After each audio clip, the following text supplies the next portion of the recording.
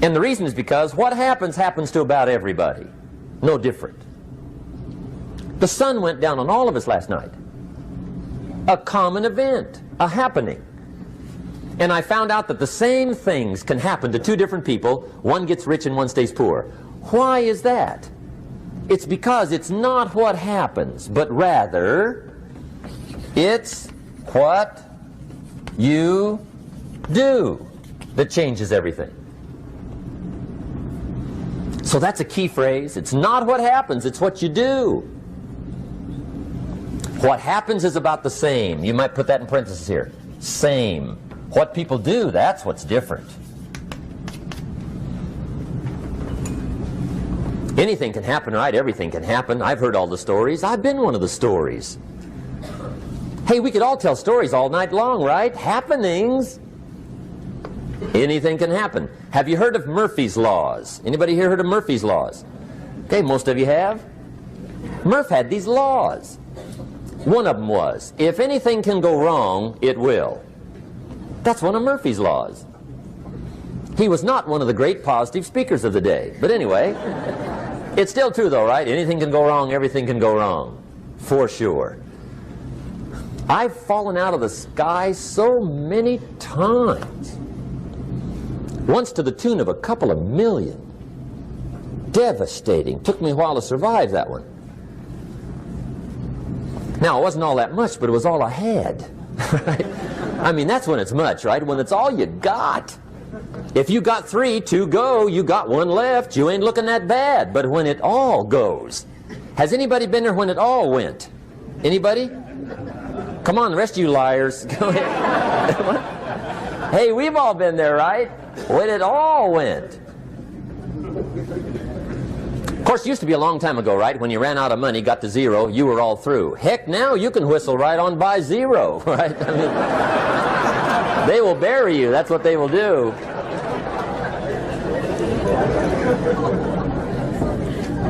But see, those are the happenings, right? Everything can happen. Anything can happen. But it's not the happenings. It's what you do about it. Somebody says, yeah, but you don't understand the disappointments I've had.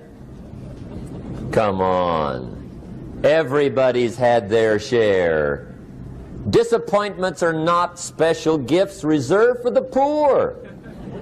Everybody has them. The difference is what you do about them. It's not the weather. I used to blame the weather, and I discovered it rains on the rich. So see, that won't help.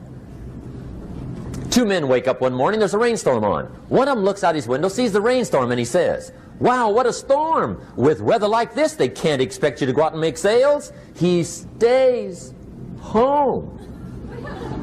Same morning, the other guy looks out his window, sees the same storm, says, wow, what a storm. But he says, you know what, with weather like this, what a great day to go out and make sales. Most everybody will probably be home. Especially the salesman.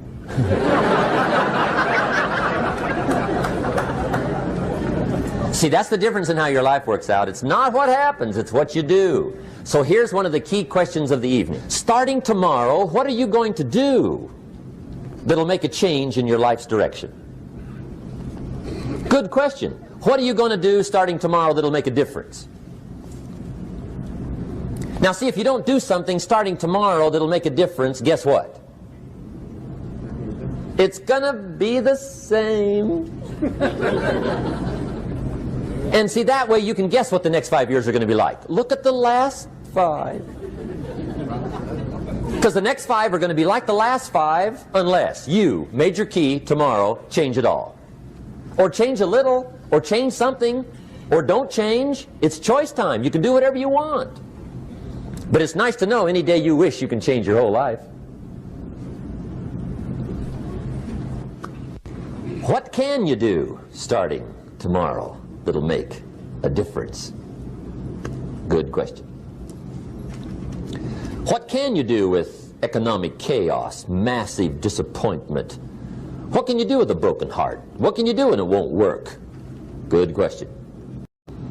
So if I had a word with you tonight, one-on-one, just you and me, I think my personal advice to you would be, This year, 1981, reach down inside of you and come up with some more of those remarkable human gifts.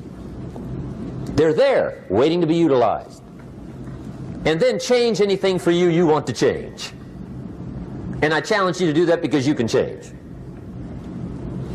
If you don't like how it is for you, change it. If it doesn't suit you, change it. If it doesn't please you, change it. If it isn't enough, change it. And I challenge you to do that because you can change. See, you don't ever have to be the same again after tonight, only by choice. If you don't like your present address, change it. You're not a tree.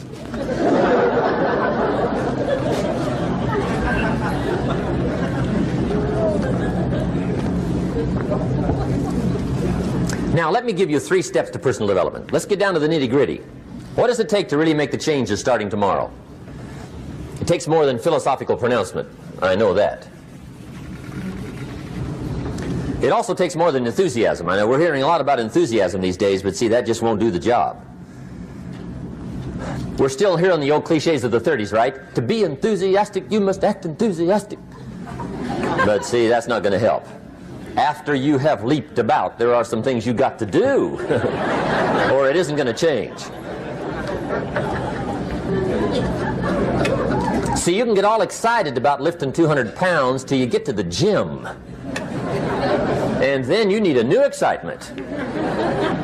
And the new excitement is called discipline.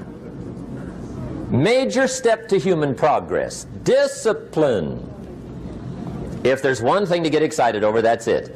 Get excited over your ability to make yourself do the necessary things. What could you make yourself do starting tomorrow that would change it all? No! Tell him. Now, see, that's exciting. On any given day, you can massively change the direction of your life.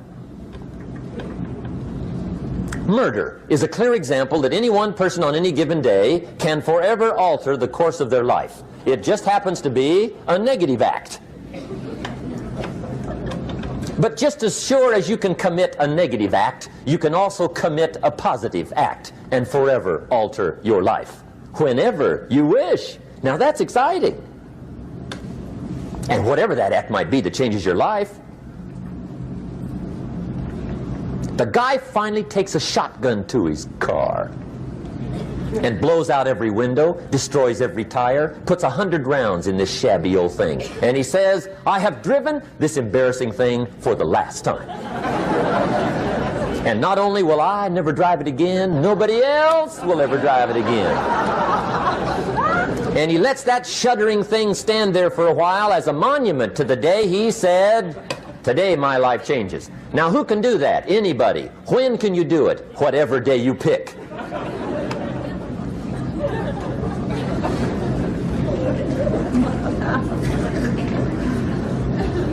Now here's the key to discipline. Start with the little disciplines, get excited over the little disciplines, and get right on those because those will lead to the big ones. You can't handle the big challenges in life unless you take on the little ones. Make a list of all the things you can do, get right on those, discipline yourself for those, both for the results and for the muscle and for the practice, so that when life hands you some big challenges, you'll be ready, you'll have the muscle. But see, if you don't handle the small ones, you can't take care of the big ones. Okay, here's what else it takes for life change. Self-motivation. Key phrase, self-motivation. I don't know why we call it self-motivation. It's really the only kind there is. You've got to motivate yourself. Because I found out you can't change people. They can change themselves, but you can't change them. Lord knows some I've tried. But see, it won't work.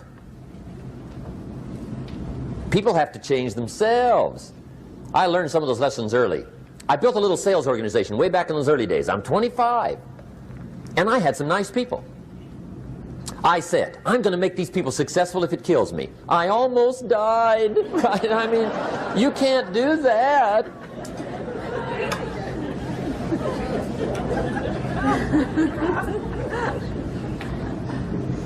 See, I've discovered this. Good people are not trained, they're found.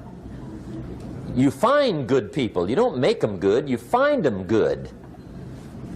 Training really is for the purpose of finding good people. You don't need much instruction for a good person. But too much training probably means you got the wrong people.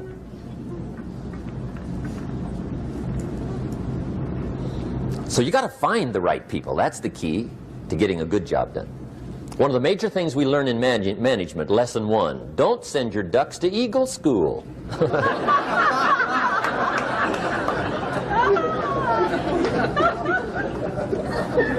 Because it won't help. I mean, I'm telling you, it won't help, no matter how good your school is. And the little eagle badge and little eagle hat, I'm telling you, it won't help. It won't help. You can tell whether your school's done any good, right, is when it's over, right? The duck goes for his first rabbit and makes him a friend. You say, no, no, no. Anyway, so it takes self-motivation to really alter your life. And you don't want to give self-motivation away to somebody else and make it somebody else motivating you. The guy says, boy, if somebody just come by and turn me on. What if they don't show up? Right? See, you got to have a better plan for your life. Okay. Now, if you're excited and you're ready to change, let me give you 3 steps to start life change that can change your life, your personality, your lifestyle, everything can change. Here's the steps. Number 1, find out how things work. The first key to doing better is find out. To change your life, really, you need ideas. There isn't anything an idea can't change. And Schoaf taught me the major problem is lack of an idea, not a problem. At first I didn't have any money. I said to Mr. Schoaf, I don't have any money. He said, that's not a problem. Now see, up until then I always thought it was. Right? I was confused. He said, no, no, the problem is lack of an idea on how to create money and wealth. It isn't lack of money, it's lack of ideas. So if you get the ideas, see, you can change anything. Now to get ideas, you need a constant study of finding out. Now Schoaf also said, when you find out something that works, put the information in your journal. Don't use your head for a filing cabinet. Put it in your journal so that you can do the next best thing. Repetition, repetition, repetition. Go over it. And if you repeat it, go over it, sure enough, someday, some mysterious day, the idea takes root, starts to grow, and shows up in your bank account, and your dress, and your personality, and your lifestyle. But capture the ideas in your journal. Find out how things work. Schoaf gave me this word for my life change. He said, study. Great word. If you wish to be successful, study success. If you wish to be happy, study happiness. If you wish to be wealthy, study wealth. Don't leave it to chance. Make it a study. Some people just go through the day with their fingers crossed. See, that won't do it. You've got to study the things that can change your economic, social, spiritual, personal life. Now here's a qualifying phrase. And we'll have several of these qualifying phrases throughout the seminar. Here's the first one. You may not be able to do all you find out. I understand that. You may not be able to do all you find out, but you should find out all you can do. See, you don't want to wind up at the end of your life and discover that you've lived only 1/10 of it. And the other 9/10 went down the drain. Not for lack of opportunity, for lack of information. So that's number 1, find out how things work. Now here's the best human virtue for finding out, curiosity. Make a note of that. Curiosity. Be curious. You might add a word to it that'll help. Childish curiosity.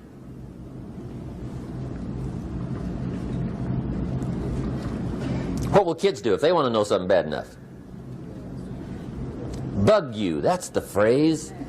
They can ask 1,000 questions. You think they're through? They got another 1,000. They'll drive you to the brink. It's a virtue. When you gotta know, be like a child. In fact, Jesus, the master teacher, said, unless you can become like little children, you might as well forget it. You don't have a prayer. Excellent advice. You got to be like children. 4 ways, in my opinion, to be like a child. Number 1 is curiosity. Number 2 is excitement. Get excited like a child over your ability to make yourself do anything for change. 3rd is faith. Have faith like a child. Adults are too skeptical. And 4th is trust. Trust is a childish virtue, but the rewards are incredible. So be like a child. Now, if you're curious, let me give you 3 ways to find out how to change anything. Any life direction, any dimension. Here's 3 ways to find out how to change anything. Number 1 is to read. Become a good reader. All of the successful people I know and work with around the world, they're all good readers. Curiosity drives them to read. They got to know. They just read.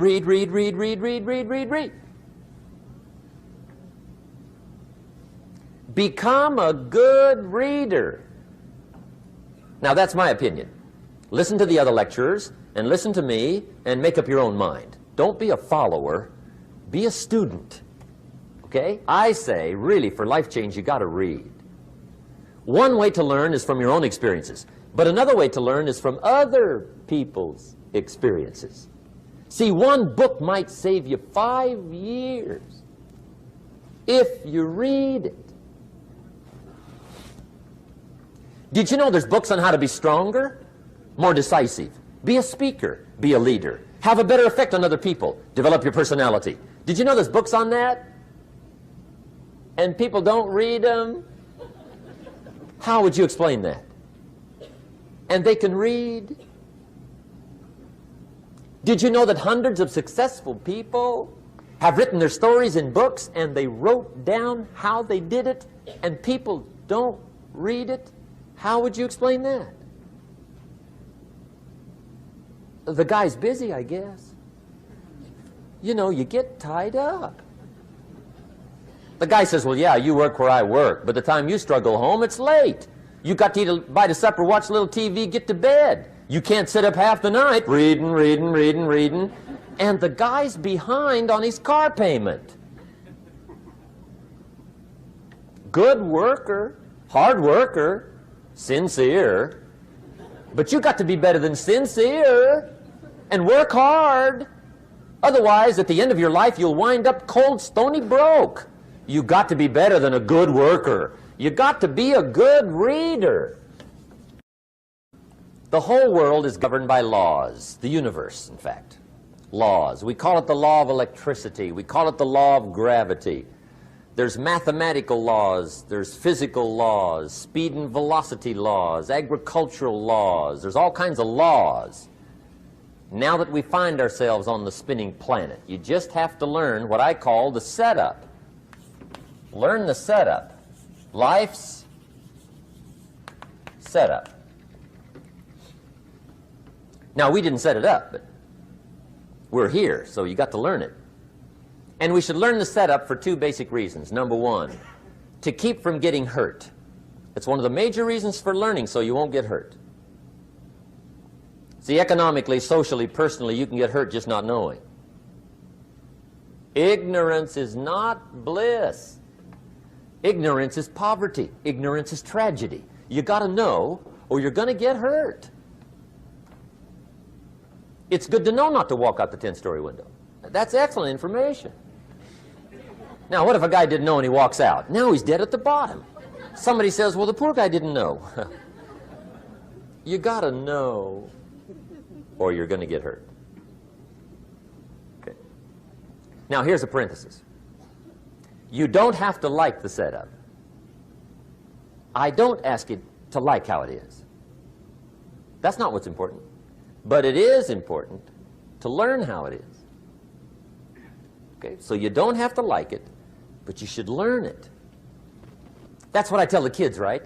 Make sure you get the information. What you think about it, that's up to you. What you're going to do with it, that'll soon be up to you. But make sure you get it. See, there's nothing worse than being stupid. Nothing. I mean, being broke is bad, but being stupid is awful. And what's really bad is being broke and stupid, right? That's about the end of the world. I mean, there isn't anything much worse than that. Unless you're sick. Sick, broken, stupid. I mean, that is it, right? There's nowhere else to go. So make sure you get the information. It's key. You don't have to like it, but learn it.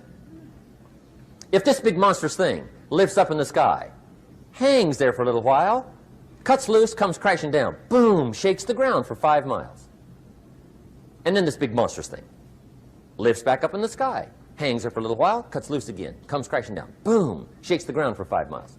It just keeps doing it, this big monstrous thing, lifting up and then crashing down, boom. Now, you might come along one day and say, that's got to be a stupid arrangement, which is okay. You're entitled to your opinion. But the first thing you should learn to do is get out from under it, right? That's number one. You might have a great moral argument. You might want to shake your finger at the sky, but do it from over there, right, so you don't get smashed. It's called your basic smart. So number one, learn so you won't get hurt. Whether you like it or not, learn. Now here's the second reason for learning, the setup, to benefit. It's called the plus of life. And that's what life is, right? Both minus and plus. The minus is tragedy, heartache, misery, failure, unhappiness. But life is also happiness, prosperity, good feelings. So here's the key. Learn to get on the good side of the way things work.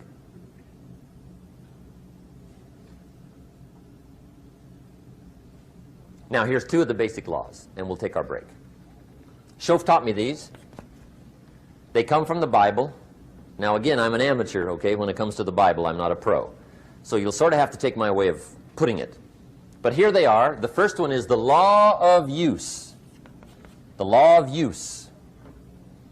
And it goes something like this. Whatever you don't use, you lose. Lack of use causes loss.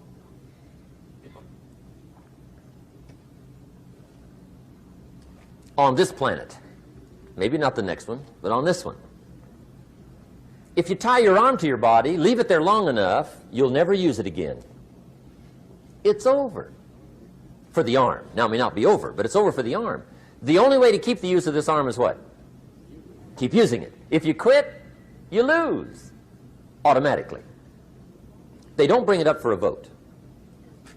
You lose automatically when you quit. Now, the same thing that goes for your arm goes for your brain, mentality. The same thing goes for all the human virtues. Ambition, unused, declines.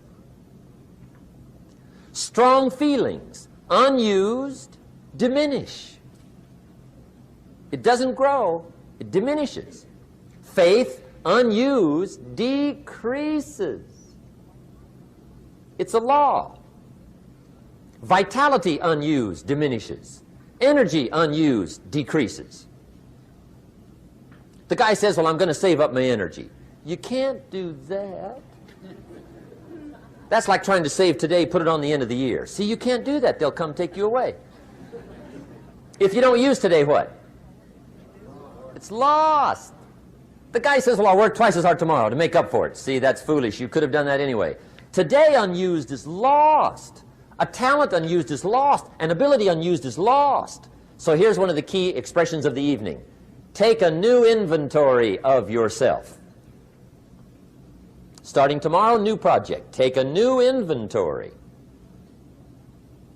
And make sure that all of your talent and ability and mentality and ingenuity and vitality and strong feelings, faith, courage, make sure that all you've got's being used. Otherwise, you lose. Now, one of the best illustrations of the law of use is a Bible story called the Parable of the Talents.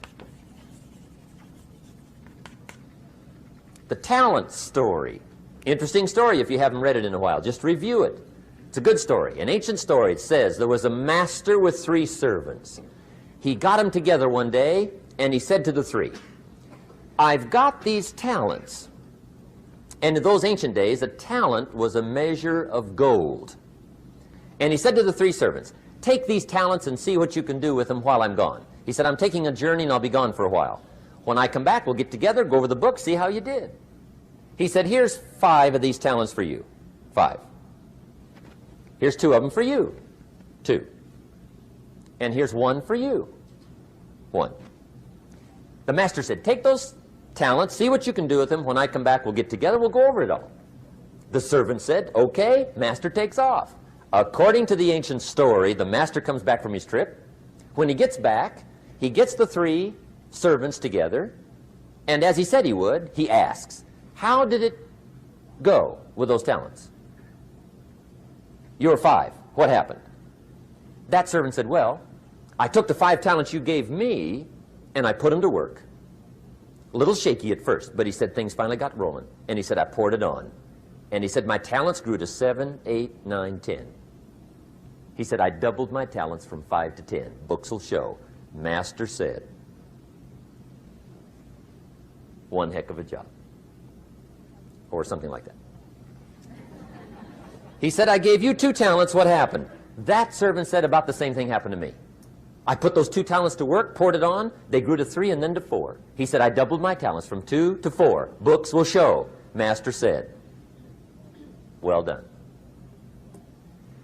He said, I gave you 1 talent. What happened?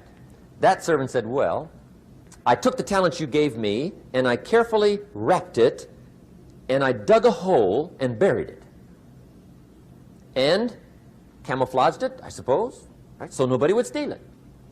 And he said, fortunately, nobody got it. And he said, I knew you were going to be here today, so I dug it up. Here it is, safely wrapped. I did not lose it while you were gone. According to the ancient story, the master said, take that talent away from him and give it to the man that's got 10. Now you might say, well, I don't like that arrangement. The poor guy's only got 1 talent. He's already got 10. It ought to be more even. Remember, I didn't ask you to like it. But this one I would ask you to learn, because it simply means whatever you do not employ, you forfeit. It's a law. So learn well the law of use. Now here's the second one, and we're going to take our break. Second law from the Bible. This one we've heard since we were small, I'm sure. It's called the law of sowing and reaping. In fact, we've probably heard it so often we could quote it. It says, whatever you sow, what? You shall reap. Fairly blunt, hopefully clear. Here's my first suggestion on the law of sowing and reaping. Don't try to beat it. You might as well try sitting on the sun in the morning. Keep it from coming up. You'll have better luck. Whatever you sow, you reap. Now, for a fair share of my life, I'm a bit mixed up on how all this applies. Among a lot of things I was mixed up on. I knew I wasn't reaping too good. That I understood. My problem was I was confused about what was causing it. Remember me with the funny list? I thought those are the reasons why it isn't working out well. And then Mr. Schoaf gave me the clue that helped me figure it all out. He said, Mr. Rohn, I have another answer for you. There's another way to quote this law that'll show you where the problem is so you can go to work on it right away. All you need to know is where the problem is, then you can go to work on it. So he quoted me the law another way, and I found out what my problem was. Here's the way you quote the law. Whatever you reap is what you've sown. Now I knew what my problem was. Whatever you reap is what you've sown. If you don't like the crop, who do you look up? Answer, whoever planted it. And where do you find who planted your crop? Answer, in the mirror. What I finally learned to do come fall was to go to the mirror. That's where you go. And if necessary, you say, a few skinny carrots? I got to be unimpressed.